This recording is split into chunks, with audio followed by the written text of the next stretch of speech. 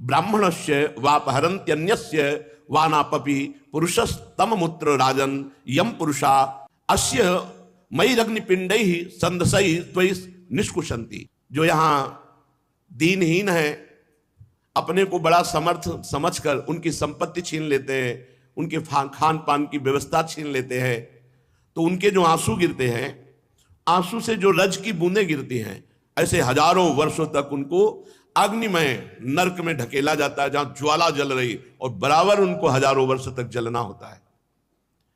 ये कभी किसी पदाभिमान में, देहाभिमान में, धनाभिमान में, जनाभिमान में भरकर किसी दीन दुखी को कष्ट नहीं देना चाहिए। दुखिया को न सताइए, दुखिया देगा रोए, क्योंकि उसके और कोई बल नहीं। और जब दुखिया के मुखिया सुने तब तेरी गति का होए। जो चोरी से, बरजोरी से, किसी भी तरह से दीनहीन की वस्तु का अपहरण कर लेता है, बेचारा गरीब है, छोटी दुकान खोले हुए है, अब अपने मद के शरीर बल, जन बल, धन बल, पद बल से खाया पिया, एक पैसा नहीं दिया, अब वो भी उसका हृदय जल रहा है, बोल तो पाएगा नहीं, नरक का रास्ता तय कर रहा है। छोटी छोटी बात का भी दंड है। जो यहां दूसरों के मांस को खाता है, तो यमदूत वहां गरम गरम जो षणसी हैं, उनसे उनका मांस नोच कर उनको खवाते हैं।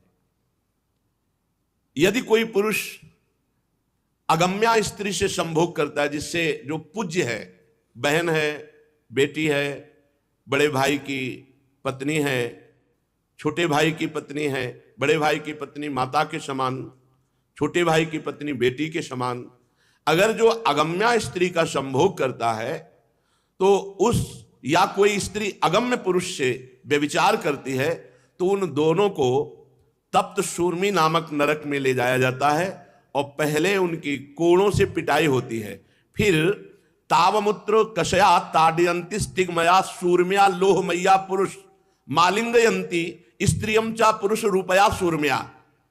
वहां तपाए हुए लोहे का पुरुष और तपाए हुए लोहे की स्त्री बनी है। जो स्त्री अगम्य पुरुष से संभोग करती है, या जो पुरुष अगम्या स्त्री से संभोग करता है, अगम्या जो पूजनीय है, जो वंदनीय है, किसी भी तरह दोष दृष्टि भी नहीं करनी चाहिए, और उनसे संभोग करता है, उसको वहां पुरुष को ऐसी लोहमयी तपती हुई स्त्री से आलिंगन कराया जाता है, और स्त्री को पुरुष से। ये हजारों वर्षों तक ऐसे जलना होता है। ऐसे व्यभिचारी पुरुष की बड़ी दुर्गति, या व्यभिचारिणी स्त्री की बड़ी दुर्गति होती है। इस लोक में जो पशुओं से व्यभिचार करता है, मृत्यु के बाद यमदूत उसे वज्र कंटक शालमली नरक में गिराते हैं। इसमें वज्र के समान बड़े बड़े सेमर के जैसे वृक्ष हैं, कांटे वाले, उनमें ऐसे फेंक देते हो, पकड़ करके घसीटते हैं नीचे की ओर, वो फटता जाता है, पर वहां मरना नहीं। बार बार ऐसा किया जाता है जो यहां पशुओं से संभोग करते हैं। जो राजा या राजपुरुष धर्म मर्यादा का उल्लंघन करके मनमानी आचरण करता है, पद पे है, मनमानी दुरुपयोग कर रहा है पद का, अधर्म आचरण कर रहा है, तो उसे मर्यादा अतिक्रमण करने के कारण, मनमानी आचरण करने के कारण, तो कह रहे हैं उनको मरने के बाद वैतरणी नदी में पटका जाता है।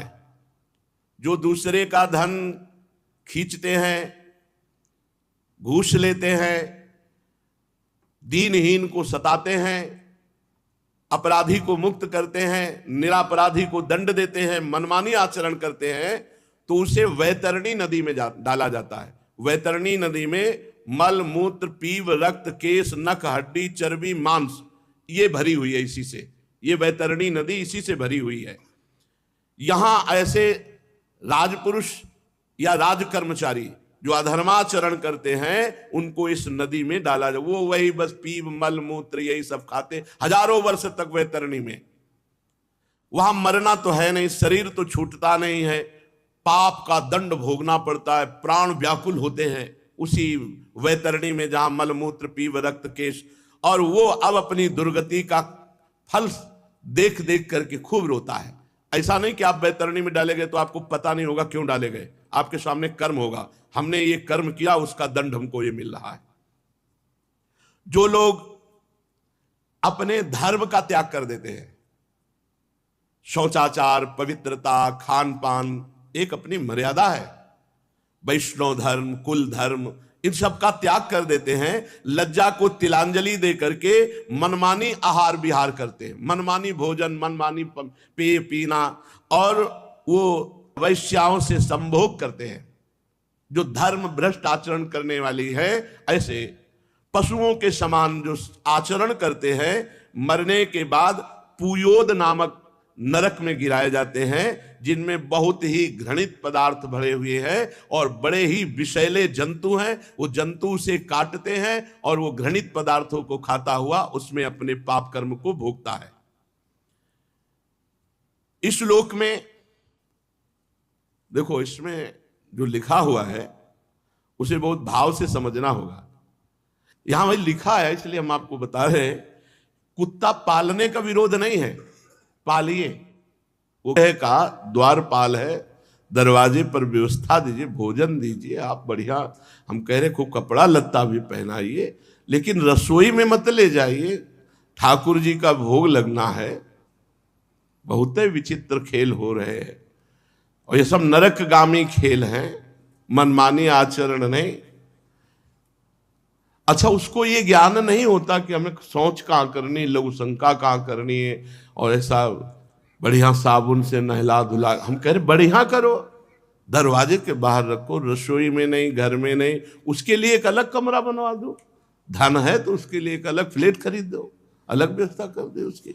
पर अपने जहां ठाकुर जी के लिए भोग बनना है, सब रसोई, वहां घर में कुत्ते का प्रवेश नहीं है, घर में नहीं, दरवाजे के बाहर का है। भागवत में इसमें लिखा हुआ है, दरवाजे के बाहर पालो, क्योंकि आजकल बहुत लोग पाल रहे हैं अलग अलग के। हमें लगता है बढ़िया है, पशु सेवा होनी चाहिए, हम तो प्रणाम करते हैं जो, पर घर में पालने के लिए एक मर्यादा बनाई गई है कि वो रसोई और जहां पवित्र स्थान है वहां नहीं, घर के बाहर पाले। जो शिकार आदि करते हैं जीवों का, तो इनको, कुत्ता पालने वाले को, शिकार करने वाले को मरने के पश्चात प्राण रोध नरक में डाला जाता है। वहां यमदूत उनके प्राणों को बहुत कष्ट देते हैं। जो शिकार करते हैं उनको लक्ष्य बनाकर बाणों से बेंधते हैं यमदूत। भागवत 10वां शास्त्रम प्रमाणम थे। जो अपनी जबान की पुष्टता के लिए बकरा और अन्य पशुओं की बलि देते हैं कि इससे देवी देवता प्रसन्न होते हैं, ऐसा विधान नहीं है। इसलिए लिखा है, ये तुई वही दंभिका दंभ यज्ञेषु पशून विशसंती तान मुस्मिल लोके वैससे नरके पतितान निरय पतयो यातयित्वा विशसंती। जो यहां दूसरे पशुओं की देवी देवताओं का निमित्त बना करके बलि देते हैं, उनको विशसन नाम के नरक में डाला जाता है, और ठीक वैसे ही उनको करोड़ों बार काटा जाता है जैसे यहां पशुओं को काटते हैं। नहीं करना चाहिए। देवी देवता को प्रसन्न करना है तो उपवास करो, अपने को कष्ट दो, भूख प्यास सहो, नाम जप करो, मंत्र जप करो, तो उस देवता को प्रसन्न कर सकते हो। हमारा शास्त्र श्रीमद् भागवत कहता है कि ऐसे लोगों को बहुत कष्ट देने वाले विवसन नामक नरक में डाला जाता है, और वहां बहुत प्रकार से वैसे उनको काटा जाता है। जो अपने गोत्र की भार्या से सहवास करता है, शास्त्रीय मर्यादा में गोत्र नहीं मिलना चाहिए ब्याह होने में, उस पापी को लाला भक्ष नामक नरक में डाला जाता है, और वहां उसे सप्तम धातु पान कराई जाती है। जो कोई राजा या राजपुरुष अपने बल के घमंड में आकर के किसी नगर में आग लगवा देता है, किसी घर में आग लगवा देता है, किसी फसल में आग या लगा देता है, या किसी को विश्वासघात से विष खवा देता है कोई, या किसी की विश्वास वृत्ति पर धोखा दे करके उसके धनादि का अपहरण कर लेता है, तो उसको मरने के बाद सारमेयादन नामक नरक में डाला जाता है, जहां बड़े बड़े वज्र के से दांत वाले 720 कुत्ते एक एक के ऊपर छोड़े जाते हैं, चिथड़ा उड़ा देते हो, मरना है नहीं वहां। जो कोई यहां किसी की फसल में आग लगा देता है, किसी के घर में आग लगा देता है, या व्यापारियों की टोलियों को लूट लेता है, या किसी को विश्वासघात करके विष आदि के द्वारा मार देता है, तो उसे सारमेयादन नामक नरक में, जहां वज्र जैसी दाढ़ वाले 720 कुत्ते छोड़े जाते हैं और वो उसे चिथड़ा उड़ाते रहते हैं। इस लोक में जो किसी की झूठी गवाही देता है या व्यापार के समय बहुत झूठ बोलता है, नरक मिलेगा भाई, मुनाफे में नरक मिलेगा। हम कह रहे हैं कि सबको पता है कि व्यापार मुनाफे के लिए किया जाता है। ये 160 रुपया मीटर आपको लेना हो तो लीजिए, नहीं तो ना लीजिए, वो बात चलेगी। कसम क्यों खाते हो? आपके लिए, केवल आपके लिए। जो व्यापार में या गवाही में झूठी बोलता है और या दान देने में झूठी, आपको 5 लाख रुपए हम देंगे, इसके बाद नहीं दिया तो जब चंद्र ग्रहण सूर्य ग्रहण पड़ेगा वो ब्याज उसका बढ़ता चला जाएगा और आपको नरक मिलेगा, और अगली बार नरक भोगकर जब जन्म लोगे तो उसका कर्जा चुकाना पड़ेगा। व्यापार के समय, दान के समय, गवाही देने के समय जो झूठ बोलता है वो मरने के बाद अवीचिमान नामक नरक में जाता है। यहां 100 योजन की ऊंचाई से उसे सर के बल नीचे गिराया जाता है, और वो नीचे ऐसे नुकीले पत्थर पड़े होते हैं जिनमें चिथड़ा उड़ जाता है, मरना है नहीं, फिर ऊपर लाके फिर डाला जाता, इसीलिए इसका नाम अवीचिमान नरक है। यहां गिराया जाने पर जैसे तरबूजा फट जाए ऐसे फट जाता है, प्राण निकलते नहीं, बार बार फिर जुड़ता है, फिर ऊपर से पटका जाता है। जो यहां प्रथम वर्ण में जन्म लेकर के या द्वितीय तृतीय वर्ण में जन्म लेकर के शराब पीता है, सीधे नरक की प्राप्ति है। भगवान चातुर्वर्ण मया सृष्टा गुण कर्म विभागशः, भगवान के द्वारा रचा हुआ है ये। जो मद्यपान का अर्थात शराब पीता है उसे अयःपानम नाम के नरक में गिराया जाता है।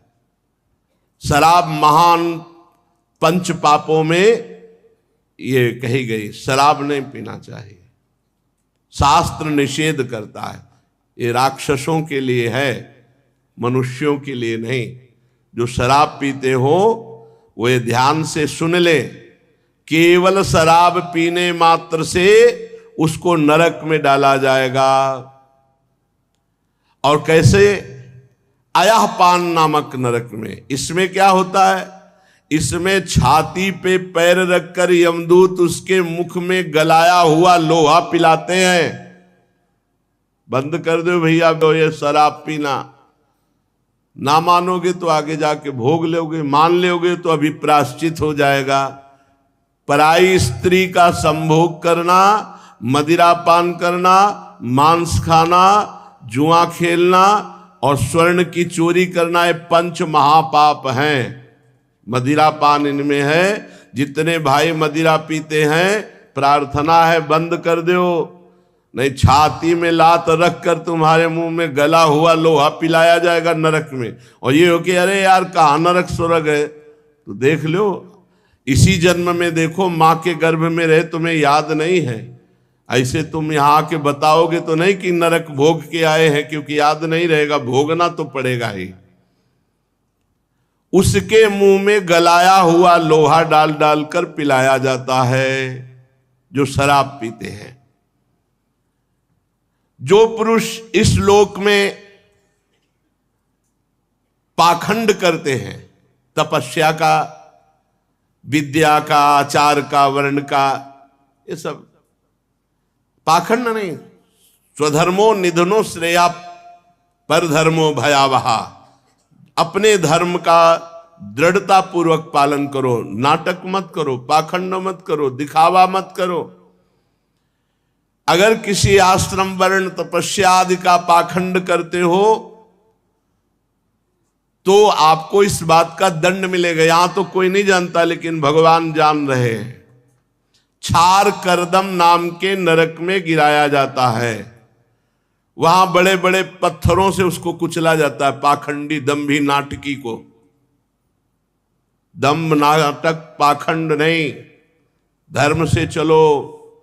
वहां बड़े बड़े पत्थरों से ऐसे चटनी जैसे बनाई जाती है, ऐसे कुचला जाता है जो पाखंडी पाखंड करता है, धोखे में फंसा करके अपने आप को भी नष्ट करता है, दूसरों को भी। जो इसमें इस लोक में राक्षसों की तरह कुछ भी खा सकता है, पशु पक्षी कुछ, जो मन आवे सो, बहुत सावधानी, भोजन भी बहुत सावधानी। वो यमलोक में राक्षसों के द्वारा, जैसे राक्षस ऐसे यमदूत उनको यातनाएं देते, रक्षोगण भोजन नामक नरक में गिराया जाता है। रक्षोगण भोजन नामक, जो मनाया जैसे मनाया सब खा रहे पी रहे, बहुत होश से पवित्र भोजन।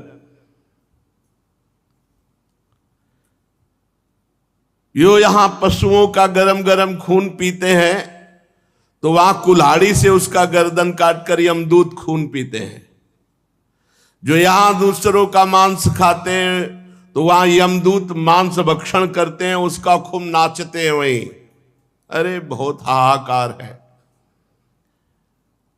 इस लोक में जो लोग मनोरंजन के लिए पशु पक्षियों को कष्ट देते हैं, उनको फंसा लिया, उनको विविध प्रकार से तुम्हारा मनोरंजन हो रहा है, मारे भय से व्याकुल हो रहा है। विविध उपायों से फुसला करके पशु पक्षियों को बुला देते हैं, उनको रस्सी में बांधकर कांटे से या विविध प्रकार की पीड़ा देकर खिलवाड़ करते हैं, तो उनको सुलूल प्रोत नामक नरक में गिराया जाता है। और यमदूत पिंजड़े में बंद करके फिर भाले से उनके साथ खेलते हैं। इसलिए किसी भी पशु पक्षी जीव जंतु को कष्ट मत दो। इस लोक में जो उग्र स्वभाव के लोग होते हैं, जरा जरा सी बात में दूसरे से झगड़ा कर देते हैं, दूसरे को मारने पीटने लगते हैं, गालियां देते हैं, दूसरे का अहित अमंगल कर देते हैं, वे मरने के बाद दंड सूक नामक नरक में गिराए जाते हैं। और वहां यमदूत जिंदा ऐसे निगल जाते हैं, फिर चबाकर उगलते, फिर बड़ा कष्ट दिया जाता है। जो यहां किसी प्राणी को किसी गुफा में ऐसे अंधेरी खाइयों में बंद कर देते हैं, मार डालते हैं, परलोक में यमदूत वैसे ही उनको विषैली आग के धुएं से घोटते हुए मारते हैं। इसलिए अवट निरोधन नामक नरक कहते हैं उसे। जिस गृहस्थी के घर में कोई साधु महात्मा या भिक्षा मांगने वाला या अतिथि आया और वो उसे क्रोध दृष्टि से देखता है, मानो कोई अपराधी को देखता है, जैसे वो राधे श्याम मांग रहा है तुम्हारे दरवाजे, ऐसा अतिथि धर्म है। कोई भी दरवाजे पे आ जाए तो पहली बात तो आप मृदु वचन बोलिए, राधे श्याम कैसे आगमन हुआ। अब वो जो मांग रहा है, तुम्हारी सामर्थ्य तो दे दीजिए, नहीं तो राधे श्याम। और जल आदि तो सबके पास होता है। मृदु भाषण, आसन और जल, ये तीन के द्वारा तो सब कोई स्वागत कर सकता है। इसके बाद आपकी श्रद्धा नहीं तो आप ना कह दीजिए, पर कठोर वचन और क्रूर दृष्टि से देखना, ये नरकगामी होना है। जो गृहस्थ अपने आए हुए दरवाजे पर अतिथि अभ्यागत संत वैष्णव को क्रोध दृष्टि से देखता है तो नरक में उसे गिद्ध, कंक, काक और बटेर आदि यमदूत वज्र की चोंच रखने वाले उसे पर्यावर्तन नामक नरक में गिराते और नोचते हैं। जो व्यक्ति यहां अपने को बड़ा धनवान समझकर अभिमानवश दूसरों को सताता रहता है पैसे के बल से, और जो सब पर संशय करता है, संदेह करता है, और धन का कभी धर्म में खर्चा नहीं किया, और हर समय रात दिन धन का चिंतन करके यक्ष के समान धन की रखवाली करता रहता है। बहुत धन में एक दोष है कि वो इतना आसक्त चित्त कर लेता है कि वो धर्म में खर्चा नहीं कर सकता, बढ़ाने की सोचता रहता और फिर मर जाता है और वो यहीं पड़ा रहता है। ऐसा नराधम मरने पर सूची मुख नामक नरक में गिरता है और वहां उसके अर्थ पिशाच शरीर को सुइयों से सिया जाता है, पूरे शरीर को यमदूत उसे सीते हैं। ऐसे राजन, ऐसे सैकड़ों हजारों नरक हैं। जो भगवान से विमुख होकर के मनमानी आचरण करता है वो इन अधिकांश सब नरकों को भोगता है। जब नरक से बचे हुए कुछ पाप होते हैं और स्वर्ग से बचे हुए कुछ पुण्य होते हैं तो दोनों को मिलाकर फिर इस मनुष्य शरीर की रचना होती है। ये हमने तुम्हें 14 भुवन का वर्णन सुनाया, ब्रह्मांड कोश का वर्णन किया। भगवान अपनी माया से ऐसे अनंत ब्रह्मांडों की रचना करते हैं। मनुष्य को चाहिए कि जितना ये सुना, ऊपर नीचे के लोक और नरक ज्योतिर्गण सब ये भगवान का सब मायामय निर्माण है। इससे मन हटाकर भगवान में लगाना चाहिए। ये सब मायामय है, जादू का तमाशा है। राजा परीक्षित ने कहा, महाराज ये नरकों की बात सुनकर तो बड़ी घबराहट पैदा हो गई। अच्छे अच्छे की घबराहट हो तो महाराज आपने ये जो नरकों का वर्णन किया, इससे बचने का कोई उपाय है? क्योंकि किसी न किसी प्रकार से सबसे पाप बन जाते हैं। अनेक प्रकार की भयंकर यातनाएं नरक की सुन करके तो घबराहट पैदा हो गई। क्या कोई ऐसे कार्य करके बच सकता है? कोई उपाय है जिससे नरकों से बचा जा सके? जो उपाय बता रहे हैं वो कर लेना चाहिए सबको, नहीं गलतियां सबसे होती हैं। बहुत छोटी छोटी गलतियों का भी दंड। अब तितली की गुदा में कांटा डाल के छोड़ दिया मांडव्य ऋषि ने, तो सूली उनके गुदा में डाल करके कटनी ही पड़ी, निकाल नहीं पाए। सोचो, इतने बड़े ऋषि को ये दंड भोगना पड़ा, जो इतना तप परायण थे, बड़े बड़े महापुरुषों को। तो ये तो यहां की बात है, नरक में तो और कष्ट भोगना होता है। तो महाराज ये तो कोई ऐसा नहीं है जो नरक से, कोई बिरले ऐसा होगा, नहीं तो गलती तो। अरे महाराज युधिष्ठिर को भी नरक दिखाया गया था केवल जरा सी बात झूठ बोल देने पे। यहाँ जिंदगी झूठ बोलते गुजरी जा रही, तो पोटरी का पोटरी जमा है पाप। देखो ना, झूठ बहुत है, सब झूठ बोलते हैं। अब आजकल तो भय नहीं रह गया झूठ बोलने का, मतलब झूठ बोलने का तो भय नहीं रह गया कि हम झूठ बोल रहे।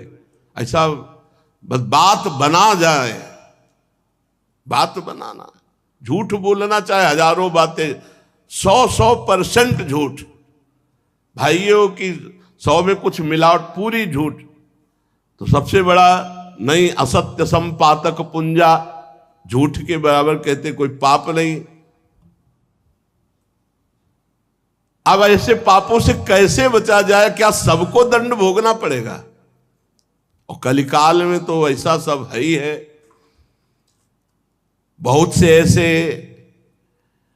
जीव हैं मनुष्य शरीर में जिनको ये ज्ञान ही नहीं है कि मतलब ये पाप हम कर रहे हैं, इनका दंड भोगना, मतवाले होकर चले ही जा रहे हैं। कुछ ऐसे हैं जिनकी बुद्धि काम करती है पर भोगाकर्षण पाप करा लेता है। कोई बिरला ऐसा हो जो बचे, नहीं तो जैसे कलयुग ने कहा था ब्रह्मा जी से कि सतयुग भैया कह रहे हमारे राज्य में कोई नरक नहीं जाएगा, और त्रेता भैया कह रहे हैं कि हम बड़े भाई सतयुग का ही अनुसरण करेंगे, द्वापर कह रहे हैं कुछ कुछ आज्ञा का पालन करेंगे। तो कलयुग ने कहा पिताजी हम वचन देते हैं हमारे राज्य में बिरले कोई परम पद या स्वर्ग जाएगा, नहीं सीधे सबको नरक भेजेंगे। मनमानी आचरण करने का मतलब है नरकगामी होना, शास्त्र सम्मत आचरण। तो महाराज आप कृपा करके उपदेश करो कि नरक ना जाना पड़े, नरक से बचा जाए, बड़ा भयंकर है नरक। श्री सुखदेव जी ने कहा ध्यान से सुनना, मनुष्य मन वाणी और शरीर से जो पाप कर्म करता है उसे अवश्य भोगना पड़ता है। यदि वो उन पापों का प्रायश्चित कर ले मरने के पहले तो उसे उन भयंकर यातनापूर्ण नरकों में नहीं जाना पड़ेगा जो मैंने तुम्हें अभी वर्णन सुनाया। प्रायश्चित कर ले अपने हर पाप का। बड़ी सावधानी से सजगता के साथ मृत्यु के पहले ही पहले शीघ्र से शीघ्र पापों की गुरुता और लघुता का विचार करके उनका प्रायश्चित कर डालना चाहिए। जैसे मर्मज्ञ चिकित्सक रोगों का कारण और उनकी लघुता गुरुता जानकर दवा के द्वारा रोगों को नष्ट कर देता है या ऑपरेशन के द्वारा, ऐसे ही प्रायश्चित के द्वारा पापों का नाश कर लेना चाहिए। राजा परीक्षित जी ने पूछा भगवान, मनुष्य राजदंड समाजदंड और लौकिक शास्त्रोक्त नरक गमन आदि परलौकिक कष्टों से ये जान करके कि ये पाप है उसको दंड मिलेगा, पाप वासनाओं से विवश होकर बार बार पाप करता है, ऐसी अवस्था में उसके पापों का प्रायश्चित कैसे हो सकता है? एक बार पाप किया वो प्रायश्चित कर ले, ठीक, फिर पाप फिर पाप फिर पाप, तो प्रायश्चित कैसे हो सकता है? कैसे संभव हो सकता है कि वो नरक न जाए? क्योंकि प्रायश्चित करके पाप से छुटकारा मिलेगा, फिर पाप करेगा।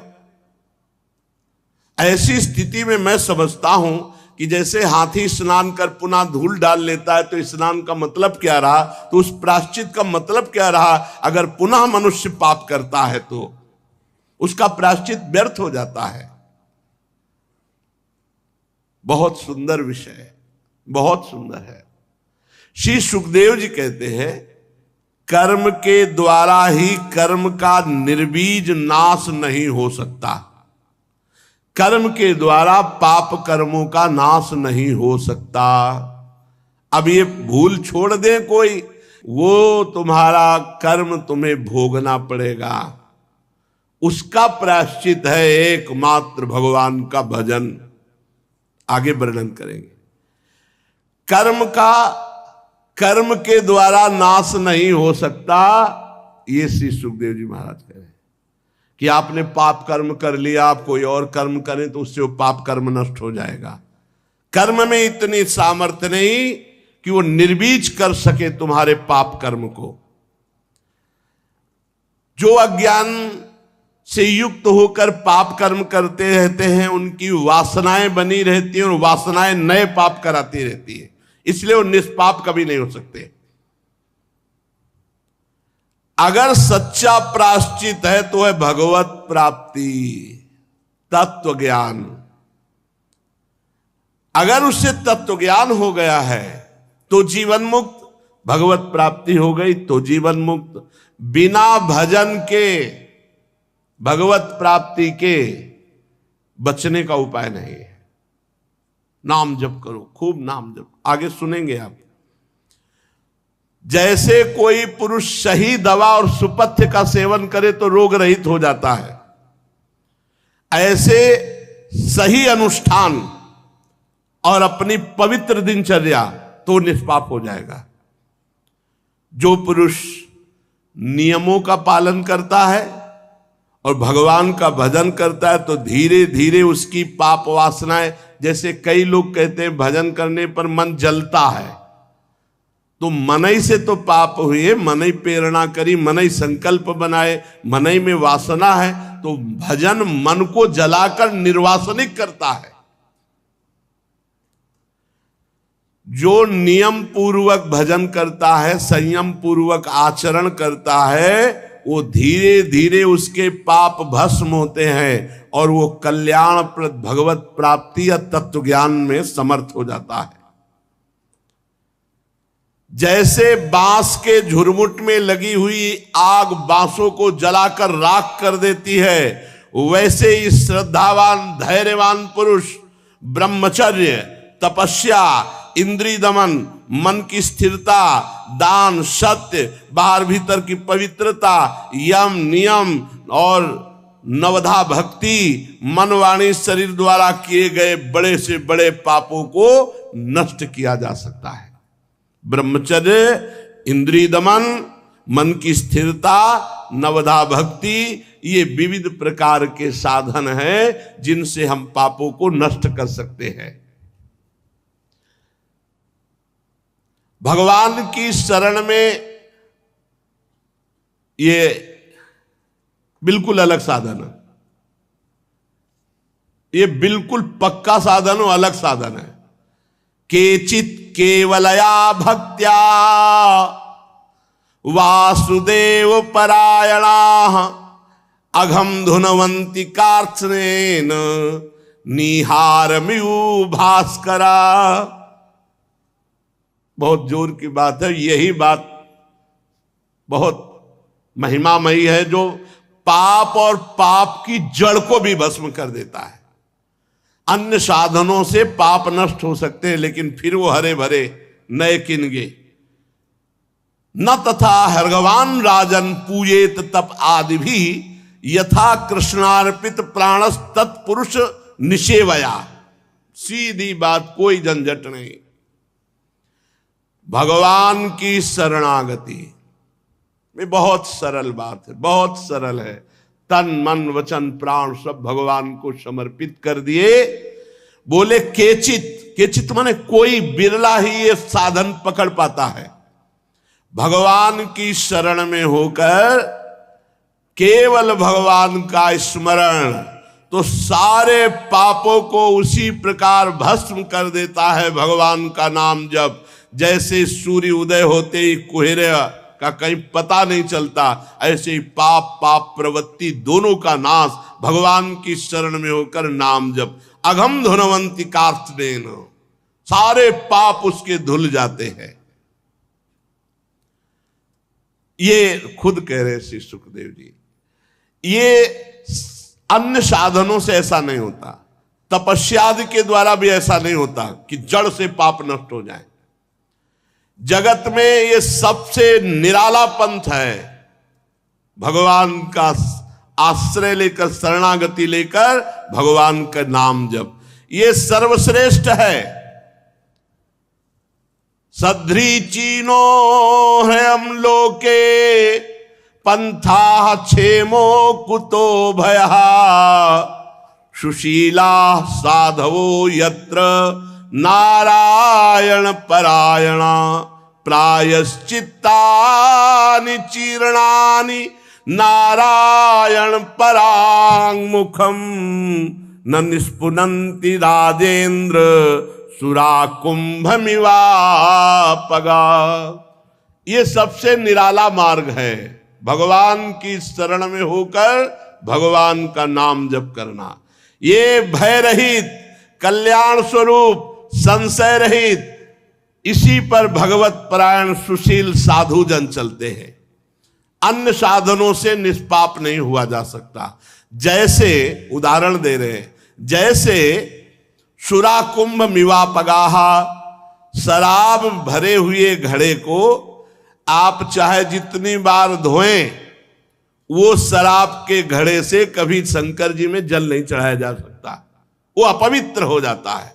ऐसे ही अन्य साधनों से चाहे जितना आप पाप को नष्ट करने की कोशिश करें, नष्ट नहीं होगा। लेकिन भगवान की शरण में हो गए, वह हो गया। भगवान की शरण में हो गए, तन मन प्राण समर्पित कर दिए, अब परम पवित्र हो गए। कोई भी पाप का दंड उसे नहीं भोगना पड़ेगा।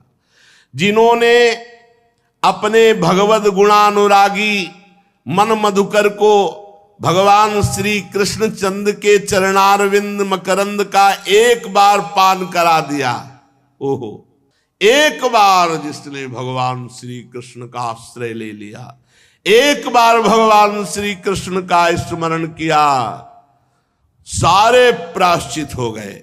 स्वप्न में भी यमराज के दूत नहीं दिखाई देंगे, नरक जाने की तो बात ही क्या रही, स्वप्न में भी। परीक्षित, इस विषय में महात्मा लोग एक प्राचीन इतिहास कहा करते हैं।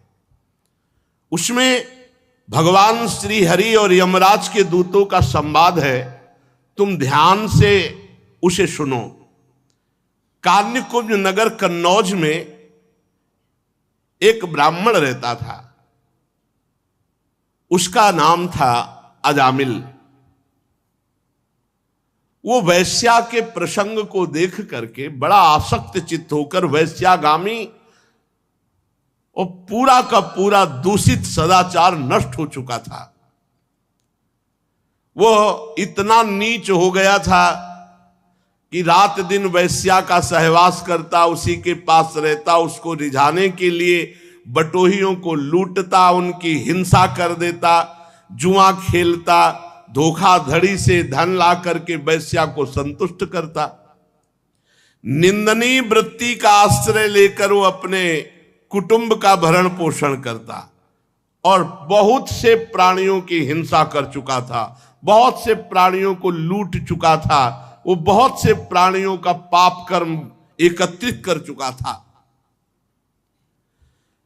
अब वो उसी वैश्या के साथ जो बच्चे पैदा हुए, उन्हीं के दुलार लालन पालन में समय उसका नष्ट हो गया। बहुत बड़ा आयु का लंबा भाग व्यतीत हो गया। 88 वर्ष की उसकी अवस्था आ गई। उसने वैश्या से 10 पुत्र उत्पन्न किए थे। सबसे छोटे का नाम नारायण रखा था। ये स्वयं नहीं रखा था, जब भगवान अहेतुकी कृपालु है, अहेतुकी कृपा करते हैं तो साधु समागम होता है। भक्तमाल जी में इनका चरित्र है। एक बार एक भगवत प्रेमी महात्माओं की साधु मंडली आई, तो भ्रमण करते थे साधुजन, तो उधर कन्नौज होते हुए निकले। तो उसी नगर में पूछा, भाई कोई पवित्र ब्राह्मण हो जिसके यहां भिक्षा ले सके, कोई एकांतिक बगीचा हो। तो विनोद करने वाले, उपहास करने वाले गांव में भी लोग होते हैं। उनका बहुत सबसे ज्यादा पवित्र अजामिल ब्राह्मण है और बगीचा भी बहुत जोर का है, और था जोर का बगीचा क्योंकि वैश्या का था उपवन। संत महात्मा विश्वास ही परम धन होता है। वो विश्वास करके गए, बगीचे में ठाकुर जी के लिए जल छिड़का और आसन लगाया और आरती पूजा शुरू। और उधर अजामिल जो है 2-4 पशुओं की हिंसा करके उनको लेके आ रहा था। बगीचे में गया, देखा साधु महात्मा तो वैसा तो नहीं कि वो ये ना जानता हो कि साधु महात्मा क्या होते हैं। पशुओं को दूर फेंका जो मृग आदि मार कर लाया था, और गया साष्टांग दंडवत किया और रो पड़ा, भगवान आज पता नहीं मुझ नीच अधम का कौन सा सौभाग्य उदय हुआ कि आप भगवत प्रेमी महात्माओं का सानिध्य। प्रभु मैं तो बहुत नीच हूं, आप यहां कैसे आ गए? तो उनका गांव के लोगों ने बताया कि उत्तम ब्राह्मण है। तो बोले, प्रभु देख ही रहे हो आप, हम कैसे उत्तम है। वैश्या के संग रहते हैं, हिंसादि चोरी लूटपाट से अपना पेट पालते हैं। प्रभु मेरी दुर्गति हो गई। तो उनका अब तो कोई साधन बन नहीं सकता, अब हम तुम्हारे भाग्य की रेखा देख रहे, एक पुत्र और होगा, उसका नाम नारायण रख देना। और संतों ने अपना आसन उठाया और अपवित्र स्थान में भगवान का भोग बनाना, भगवान का भोग लगाना हो नहीं सकता, वहां से चल पड़े। कुछ समय बाद जो 10वां पुत्र हुआ, उसका नारायण नाम रखा। सबसे छोटे का नाम नारायण था। अजामिल का बहुत प्यार स्वाभाविक नारायण पर था। देखो, घर परिवार में भगवान नाम ही रखना चाहिए तो बहुत अच्छा रहता है। अब वो अपने इस बालक पर 88 वर्ष का वृद्ध अजामिल बड़ा मोह। और मोह क्या मतलब, पूरी श्रद्धा के संतों ने कहा है नारायण नाम रखना, तो इसलिए बहुत प्यार करता है। संपूर्ण हृदय अपने बच्चे को दे दिया, नारायण बच्चे को। अजामिल उसी के साथ खाता पीता, उसी के साथ समय ज्यादा व्यतीत करता। अब जिसको पता नहीं होता, असावधान व्यक्ति के ऊपर मृत्यु का प्रहार होता है, मृत्यु सिर पर आ पहुंची। मूर्ख और बूढ़ा अजामिल, मृत्यु का समय जब आया तो थोड़ी दूर पर बालक खेल रहा था, बोलने की हिम्मत थी, तो एक आवाज बोली नारायण, अपने बच्चे को बुलाया। अजामिल ने देखा भयंकर यमदूत, हाथ में फांसी और टेढ़े टेढ़े भयंकर मुंह, दांत और रोए। सोच लघुशंका देख के निकल जाती, देख के ऐसे है यमदूत, ऐसे थोड़ी यमदूत है। देख के लघुशंका और सोच छूट जाती है मरने वाले की। व्याकुल होकर ऊंचे स्वर से पुकारा नारायण। बलिहार, संतों की बलिहार कि ऐसी अंतिम बात बन गई, अंतिम बात बन गई। ज्यों ही नारायण पुकारा कि दिव्य चतुर्भुज भगवान नारायण के पार्षद दो उपस्थित हो गए। झटपट आकर यमदूतों की फांसी काटी। अजामिल के सूक्ष्म शरीर को अभी वो खींच ही ना शुरू ही किया था, भगवान के दूतों ने, श्रीहरि दूतों ने बलपूर्वक उन्हें डांट कर और यमपाश काट दी। यमदूतों ने कहा भगवान यमराज के इस धर्म विधान का निषेध करने वाले तुम कौन हो सकते हो? भगवान धर्मराज की आज्ञा का उल्लंघन कर दे, त्रिभुवन में ऐसा कोई नहीं। कौन हो आप? किसके दूत हो? कहां से आए हो? तुम क्यों रोक रहे हो इस महापापी को नरक ले जाने से? देखने में तो तुम देवता जैसे सिद्ध श्रेष्ठ दिखाई दे रहे हो। हम देख रहे हैं कि तुम्हारे कमल के समान नेत्र हैं, तुम पीले पीले रेशमी वस्त्र धारण किए, सिर पर मुकुट, कानों में कुंडल, गले में कमल हार, सबकी नवीन अवस्था, चार चार भुजाएं, सभी के कर कमलों में धनुष, तरकस, तलवार, गदा, शंख, चक्र, कमल आदि सुशोभित। तुम लोगों की अंग कांति से दिशाओं का अंधकार दूर हो रहा है। हम धर्मराज के सेवक हैं, हमें तुम लोग क्यों रोक रहे हो?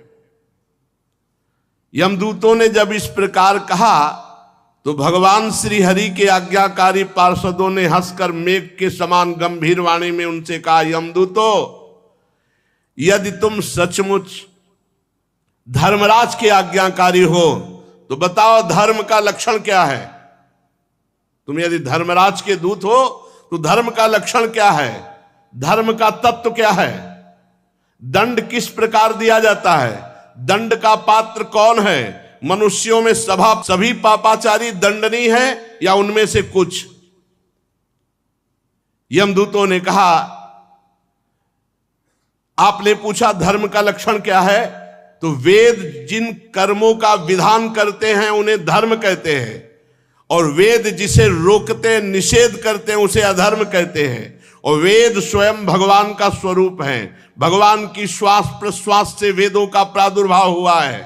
जगत के रजोगुण, सतोगुण, तमोगुण, इन तीनों से सभी प्राणी पदार्थ ओतप्रोत हैं। सभी की मनोवृत्तियां तीनों गुणों में रहती हैं, सतोगुण, रजोगुण, तमोगुण। तीनों गुणों से कर्म होते हैं, उसके अनुरूप उनका विभाजन होता है। सूर्य, अग्नि, आकाश, वायु, इंद्रियां, चंद्रमा, संध्या, रात दिन, दिशाएं, जल, पृथ्वी, काल, धर्म, ये गवाही होते हैं। निष्पाप पुरुषों, जो प्राणी कर्म करता है, गुणों से संबंध होता है, उसे सारे पापों का कर्म भोगना पड़ता है, जो उसका दंड भोगना पड़ता है। कोई भी देहवान ऐसा नहीं जो पाप ना करे या पुण्य ना करे, और जो पाप पुण्य करेगा उसे भोगना पड़ेगा, अवश्य में भोक्तव्यम।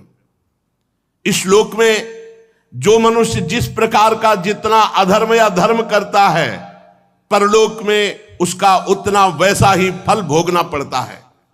हे देव शिरोमणियों, सतोगुण, रजोगुण और तमोगुण तीनों गुणों के भेद के कारण इस लोक में 3 प्रकार के प्राणी देखे जाते हैं, पुण्यात्मा, पापात्मा और पुण्य पाप दोनों से युक्त। उसका परिणाम होता है पुण्यात्मा सुखी, पापात्मा दुखी और पुण्य पाप मिश्रित सुख और दुख दोनों से युक्त होता है। वर्तमान समय में किए गया आचरण भविष्य का परिणाम दिखा देता है। वर्तमान में किया गया आचरण क्या भविष्य में इसकी दुर्गति होगी कि सदगति होगी। वर्तमान में जन्म जो हुआ, पाप और पुण्य जैसे भी किए गए तो भविष्य में उसको दंड भोगना ही पड़ता है। हम स्वामी अजन्मा भगवान सर्वज्ञ यमराज के दूत हैं। हमारे स्वामी सबके अंतःकरणों में विराजमान है, किसी को कुछ बताने की जरूरत नहीं है। जो मन से सबको देख लेते हैं और उसी के अनुसार वो दंड देते हैं, इसमें किसी को बताने की जरूरत नहीं। यमराज स्वयं सबके हृदय में विराजमान है। जैसे सोया हुआ ज्ञानी पुरुष स्वप्न के समय प्रतीत हो रहे कल्पित शरीर को अपना वास्तविक शरीर मानता है, सोए हुए अथवा जागने वाले शरीर को भूल जाता है, वैसे ही जीव पूर्व जन्मों की याद भुलाकर इस शरीर में वर्तमान में जो भी कर्म करता है उसको दंड भोगना पड़ता है। कोई शरीरधारी जीव एक क्षण भी कर्म किए बिना नहीं रह सकता। प्रत्येक प्राणी से स्वाभाविक माया विवश करके कर्म कराती है। जीव को पूर्व जन्मों के पाप पुण्य संस्कारों के अनुसार ये शरीर प्राप्त होता है, स्थूल शरीर, सूक्ष्म शरीर। उसी के अनुसार उसकी वासनाएं होती हैं, उसी के अनुसार उसकी क्रियाएं होती हैं और उसी के अनुसार उसको भोगना होता है। ये शास्त्र निंदित कार्य किए, ये वैश्या के मल समान शरीर और अन्न से पला, इसलिए अब हम इसे ले जाएंगे और नरक में यंत्रणा देकर इसको पवित्र करेंगे। हम इस पापी को दंड पाने भगवान यमराज के पास ले जाएंगे, वहां जाकर ये दंड भोगेगा, तब पवित्र होगा। ये सुनकर भगवान के पार्षदों ने हंस दिया और कहा, यमदूतों, बड़े आश्चर्य की बात है कि तुम धर्मराज के दूत हो और पूर्ण धर्म का तुम्हें ज्ञान नहीं। तुम एक निरपराध को दंड दे रहे हो। भला निरपराध को दंड कैसे दिया जा सकता है? जिस समय इसने अपने अंतिम समय अपने पुत्र के बहाने बुलाया नारायण, उसी समय इसके सारे पाप नष्ट हो गए। ये बात समझ लो, कोई भी तपस्या इतनी पवित्र नहीं कि सारे पाप नष्ट कर सके। इसने मेरे हरि का नाम जब उच्चारण किया तो इस जन्म के नहीं, करोड़ करोड़ जन्मों के पापों का प्रायश्चित हो गया। अब ये भगवान के परम पद को प्राप्त होगा।